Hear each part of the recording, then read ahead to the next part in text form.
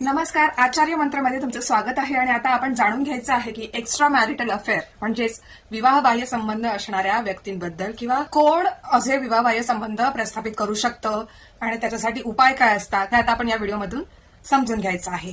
ज्याच्या कुंडलीत गुरु आणि शनी म्हणजेच संयम कमी असतो आणि वासना म्हणजेच राहू आणि शुक्र प्रबळ असते, अशाच व्यक्तींचं विवाहबाह्य संबंध प्रस्थापित होऊ शकतो. राहू हा भ्रम निर्माण करणारा ग्रह आहे. तो समोरच्या व्यक्तीला प्रत्यक्षापेक्षा जास्त आकर्षक दाखवतो.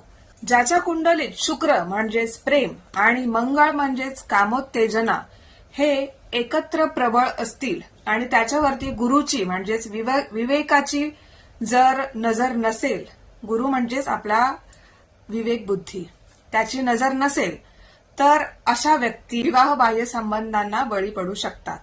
आणि एखाद्याच्या कुंडलीत चंद्र नीच असेल आणि त्याच्यावरती इतर पापग्रहांची दृष्टी असेल तर अशा माणसाच्या मनावरती संयम राहत नाही, त्याच्यामुळे ते विवाहबाह्य संबंधांमध्ये पडू शकतात. ऋणानुबंध अध्यात्म असं सांगतं की काही व्यक्तींबरोबर आपलं गेल्या जन्मीचं लेण देण बाकी असतं, त्यामुळे अशा प्रकारचे संबंध निर्माण होतात जे भविष्यात दुःखदायक ठरतं.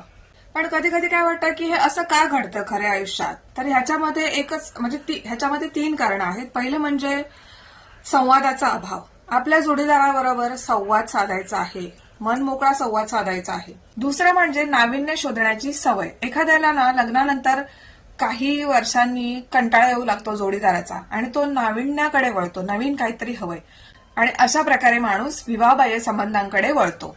तिसरं म्हणजे अतृप्त इच्छा, शारीरिक किंवा मानसिक गरजा पूर्ण न होणे.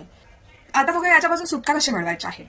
पहिलं म्हणजे आत्मपरीक्षण करायचं आहे. आपण स्वतःला प्रश्न विचारायचा आहे, हे प्रेम आहे की वासना? कारण वासना ही अशी गोष्ट आहे जी कधीच तृप्त होत नाही. दुसरं म्हणजे विवेक जागृत करणे. ज्योतिषशास्त्रानुसार गुरु हा विवेकाचा कारक आहे, त्याच्यामुळे ध्यानधारणा करून चांगले विचार करून तुम्ही गुरुला प्रबळ करू शकता आणि गुरु तुम्हाला अशा वाईट मार्गावर जाण्यापासून वाचवणार. तिसरा म्हणजे परिणामांचा विचार करायचा आहे. एका क्षणाच्या सुखासाठी आपण आपलं संपूर्ण आयुष्य, मान सन्मान आणि मुलांचं भविष्य पणाला लावायचं नाही, हा विचार करून आपण जगायचं आहे. थोडक्यात सांगायचं म्हणजे ग्रह तुम्हाला प्रवृत्त करू शकतात, पण कृती करणे हे तुमच्या इच्छाशक्तीवरती अवलंबून असते. जर तुम्हाला वाटत असेल की तुमच्या जोडीदाराचे मन विचलित होत आहे तर तुम्ही एक हा उपाय करून बघायचा आहे.